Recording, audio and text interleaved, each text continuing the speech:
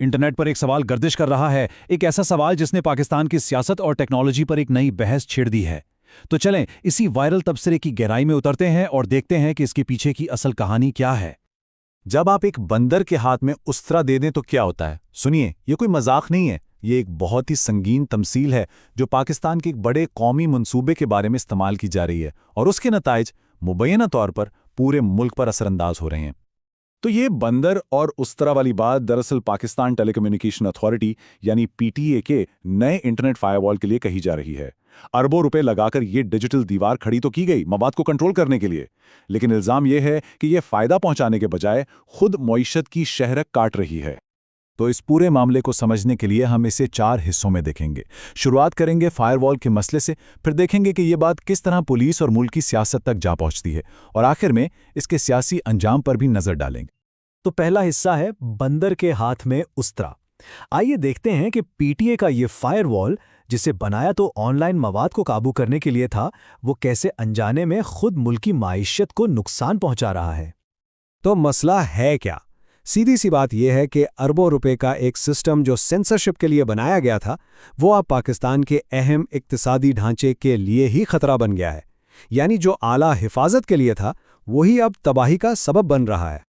और इसके जो नताइज सामने आ रहे हैं वो काफ़ी हैरानकुन हैं। मसलन मुल्क में काम करने वाली सोलर एनर्जी कंपनियों का अपने जर्मनी में मौजूद सर्वर से राबता ही मुनक़ता हो गया है, जिसकी वजह से लाखों रुपए के इन्वर्टर सिस्टम नाकारा हो गए हैं।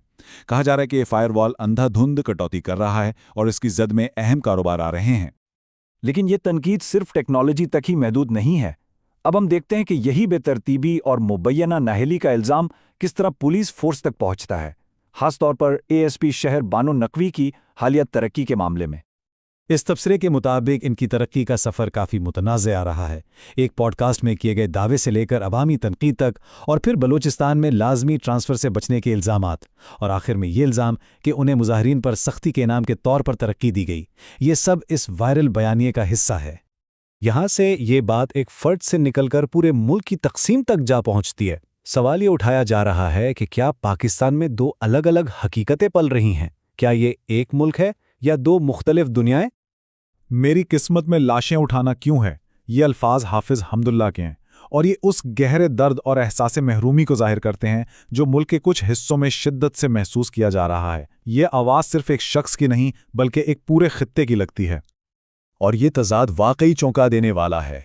एक तरफ पंजाब में क्रिकेट मैच, बसंत और जश्न का समा है, तो दूसरी तरफ बलूचिस्तान और खैबर पख्तूनख्वा से बम धमाकों, जनाजों और फौजी ऑपरेशंस की खबरें आती हैं। एक ही मुल्क मगर जिंदगी के 2 बिल्कुल मुख्तलिफ चेहरे। तो ये सारे मसाइल, चाहे वो फायरवॉल की नाकामी हो, मुतनाज़ा तरक्की हो या इलाकों में तकसीम, आखिर में एक ही जगह आके मिलते हैं: सियासी अंजाम। इस आखिरी हिस्से में देखते हैं कि ये तबसरा किस तरह पूरे निज़ाम पर नाकामी के इल्ज़ामात लगाता है। अब बात आती है गुमशुदा गाड़ियों की। इल्ज़ाम यह है कि मुजाहिरीन से जो महंगी गाड़ियां जैसे लैंड क्रूज़र और फॉर्च्यूनर छीनी गईं, वो कभी उनके मालिकों को वापस ही नहीं हुई। कहा यह जा रहा है कि इस्लामाबाद पुलिस के अहलकार अब उन्हें अपने ज़ाती इस्तेमाल में ला रहे हैं।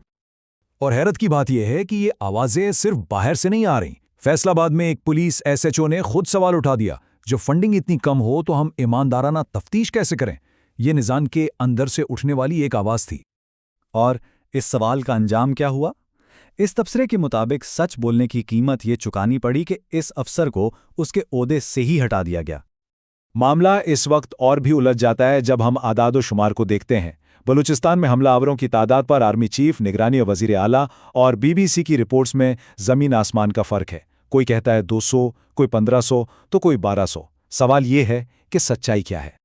और इस सियासी कशमकश की शिद्दत का अंदाज़ा इमरान खान से मंसूब इस बयान से होता है: अगर मैं जेल में मर जाऊं तो ये मेरी शहादत है, मैं किसी डील के ज़रिए बाहर नहीं आना चाहता।